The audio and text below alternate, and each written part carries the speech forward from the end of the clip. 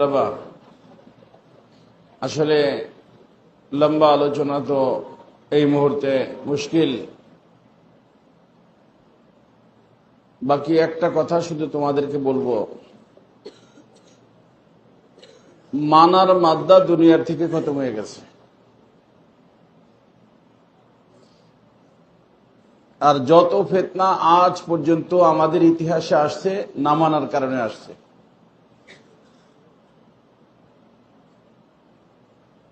মাননেওয়ালা লোকের অভাব, এই জন্য শুরাই নিজাম দুনিয়ায় কায়েম হয়েছে। কারণ এখানে মানুষ দাওয়াত ও তাবলীগের মেহনতের মধ্যে গাছতে যখন যাইতো, একজন তো কি আমির, একজন মুতাকাল্লিম, আর একজন রাহবার, আর কিছু মামুর। আমিরের জিম্মেদারি কি? জামাতকে হেফাজত করে রাখা।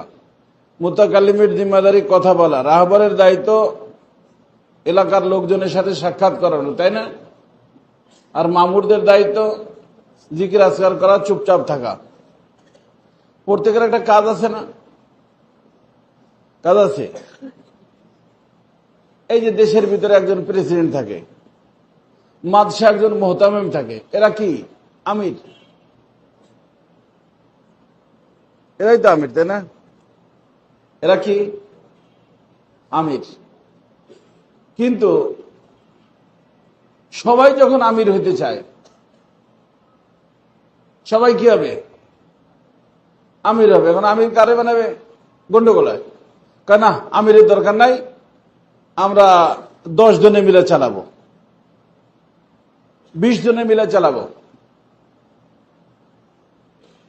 এই মানার মাদ্দা যখন খতম হয়ে গেছে, বিশ্বের ভিতরে শুরাই নিজাম আসছে। এটা আর একটা ফিতনা। আল্লাহ রাসূল সাল্লাল্লাহু আলাইহি ওয়াসাল্লাম যখনই কোন জামাতকে তাশকিল করছেন, কোন আমির ছাড়া পাঠান নাই। আমিরকে বলে দিয়েছেন, যার কারণে হাদিসের ভিতরে আব্দুর রহমান বিন সামরা, লা তাসআলিল ইমারা ইন উতিতাহা মিন গায়রি মাসআলাতিন উইনতা আলাইহা ওয়া ইন উতিতাহা বিমাসআলাতিন উকিলতা ইলাইহা। চাওয়া না, চাওয়া ছাড়া পাইলে আল্লাহর নুসরত আসবে, আর চাইয়া পাইলে আল্লাহর নুসরত খতম হয়ে যাবে। এখন সবাই চায় আমির হইতে। এক মাদ্রাসায় মোহতামিমের মরার আগে 4 জন রয়ে থাকে মোহতামিম হওয়ার জন্য। এটা মরলে আমি হব, এ মরলে আমি হব। মরে না কেন? কারণ কাব্বারানি মাউতুল না মরলে তো হইতে পারে না।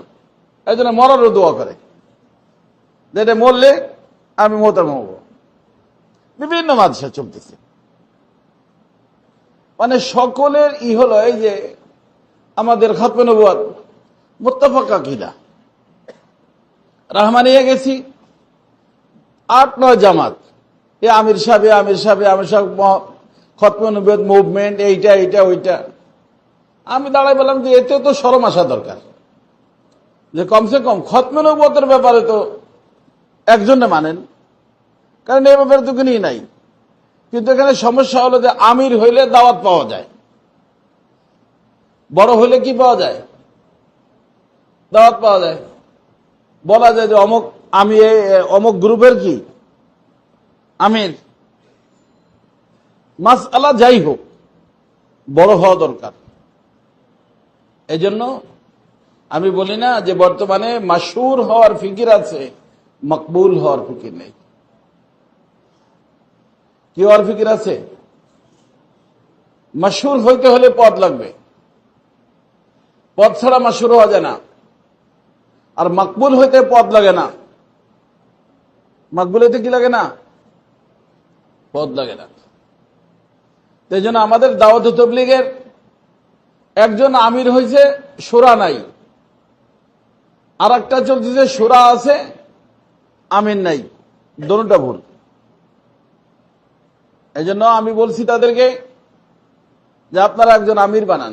প্রত্যেক এলাকায়, আমাদের এলাকায় যে নজির ভাই যে পাশের বাসার, সে কি ছিল?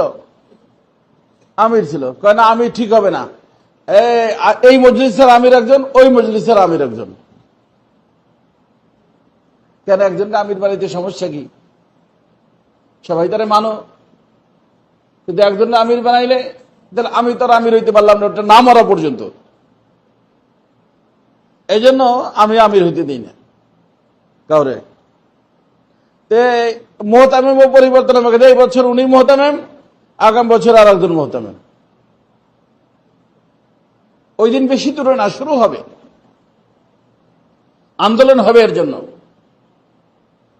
এই জন্য বাবা, কোরআন হাদিস পড়ো, ভালো করে বুঝো, আমিরের কথা মানবা। হ্যাঁ, শুরা থাকবে, যেখানে আমাদের আকাবিরিরা বলছেন শুরা থাকবে। শুরায় পরামর্শ করবে, আমির তার সওয়াবদিদ অনুযায়ী সকলের পরামর্শ শুই না কি দিবে? ফয়সালা দিবেন।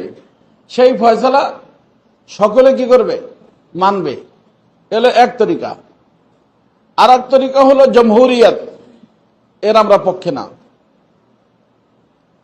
যে 10 জন শুরার সদস্য, তারা 8 জনে একদিক রায় দিল, আর 2 জনে কি একদিক রায় দিল। ফয়সালা কিসের হবে? আকসারিয়তের, অধিকাংশর। এর নাম জমহুরিয়ত। আমরা এর পক্ষে না। আমরা এর পক্ষে হলো আমির একজন থাকবে, শুরাও থাকবে। শুরা, আমি সমস্ত শুরার থেকে কি নিবে? রায় নিবে। রায় নিয়ে আল্লাহ পাকের দিকে মুতাওয়াজ্জহ হইয়া সকলের কথার দিকে লক্ষ্য করে ফয়সলা করতে পারেন। আবার কারো কথার সাথে না মিললে ওনার দিলে যা আসে তাও ফয়সলা করতে পারেন। কোন শুরার এটা বলার অনুমতি নাই যে আমার কথা মানলো না, আমি এতে থাকবো না, তাহলে সে শুরায় থাকার উপযুক্ত না। আমার পীর মুর্শিদ বলতেন, তারে শুরায় রাখাও জায়েজ নাই। সে পরামর্শ দিবে, তার দিলে যা আসছে, আল মুস্তাশার ও মুতামান, তার দিলে যা আসবে সেটা সে বলবে, কিন্তু মানবে ওইটা, হবে ওইটা যেটা আমিরের পক্ষ থেকে কি আসবে? ফয়সালা আসবে। এই হলো শরীয়তের তরিকা, এই হলো আমাদের আকাবিরিনদের তরিকা, এই হলো আমাদের থানবী রহমতুল্লাহ তরিকা এবং অন্যান্য বুজুর্গদের তরিকা। আমিরের সিদ্ধান্তের উপরে কি থাকা? মজবুত থাকা। কোন ধরনের কোন নিজের মন, নিজের চাহিদা, নিজের ইকে পেশ না করা। যদি আদবের সাথে পেশ করলে ফয়সালা ওইটা হবে যেটা আমির বলবে। এখানে আমরা কজন মানুষ? অনেক না? কুল্লু হিজবিন বিমা লাদাইহিম ফারিহুন ওয়া রায়ু মুখতালিফুন। যার যার রায় একটা, এক একজনের রায় এক একটা না, সবার পছন্দ একটা। নসিব আপনা আপনা, পছন্দ পছন্দ আপনা আপনা, নসিব আপনি। পছন্দ, এই যে একজন যাবে ট্রেনে, এক এলাকার মানুষ, একজন যাবে বাসে, সবাই কি একটাই যাবে? যার যার পছন্দ। কিন্তু শরিয়তকে সামনে রেখা, কোরআন হাদিসকে সামনে রেখা আমির সাহেব যে সিদ্ধান্ত দিবে, সেই সিদ্ধান্তকে মানা, এটাই শরিয়ত। আমাদের মাদ্রাসার উদ্দেশ্যই এইটা, ভালো মানুষ বানানো। আর ভালো মানুষ হইতে হলে আমিরকে মানতে হবে, মুরব্বীকে মানতে হবে। যারা মানতে চাও না, তারা মেহেরবানি করে এখানে আইসো না। কথা বুঝছো তো? আল্লাহ তাআলা করুক আমাদের দাওয়াত ও তাবলীগ, আমাদের কাজ। এখানে কথা একটা উঠছে, সাতপন্থী, জুবাইরপন্থী। জুবাইরপন্থী কি জিনিস? জুবাইরপন্থী আবার কি জিনিস? আর সমস্ত উলামা কেরাম জুবাইরপন্থী? জুবাইরপন্থী কোন জিনিস না। জুবাইর সাহেব দাওয়াত ও তাবলীগের মেহনত করেন, ওখানে থাকেন, একজন মুরব্বী। এই আমরা জুবাইর সাহেবকে ফলো করি না, আমরা কোরআন এবং হাদিসকে ফলো করি, আমরা দেওবন্দকে ফলো করি। জুবাইর সাহেব কি বললেন, সাদ সাহেব কি বললেন, এটা আমাদের দরকার কি? আমাদের কথা হলো একটাই, কোরআন এবং হাদিস, কোরআন এবং হাদিস। এই জন্য আমরা একপন্থী, সেটা হলো কোরআন হাদিস পন্থী। কোরআন হাদিসের বাহিরে আমরা জানি না, মানি না। আমার কথা বুঝছো? আমাদের মাদ্রাসার তো একটা নিজাম আছে না? আমাদের মাদ্রাসা নিজাম কোন ধরনের কোন মিছিল মুছিল ইত্যাদি যাব না আমরা। হ্যাঁ, যদি এরকম হয় যে ইন্ডিয়া আমাদের উপর হামলা করছে আর আমাদের যাওয়া দরকার জিহাদের জন্য, একদম যাব, আমিও যাব, তোমরাও যাবা,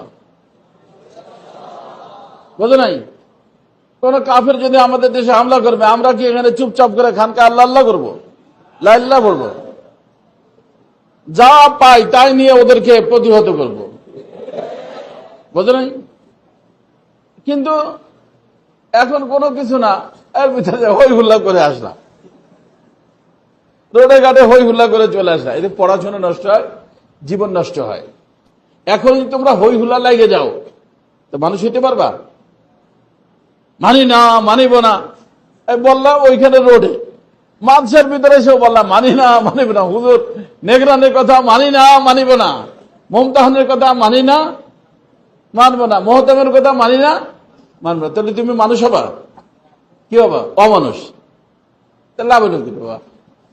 এই জন্য আমি চাই যে তোমরা মানুষ হও। কথা বুঝছো?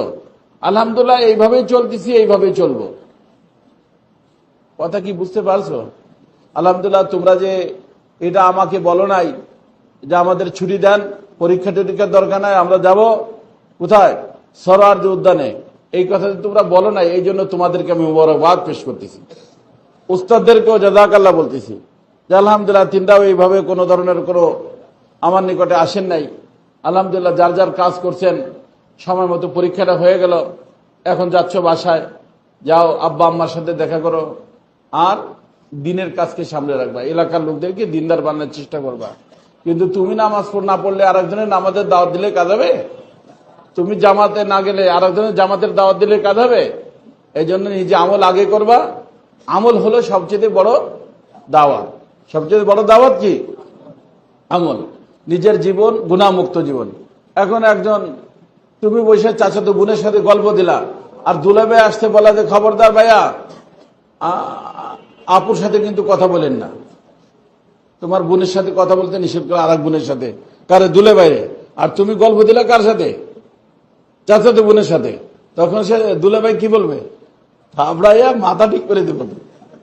নিজে বসে বসে ওখানে আই লাভ ইউ দাও, আর আমারে তোমার বোনের সাথে কথা বলতে নিষেধ করো। সবচেয়ে বড় দাওয়াত কি?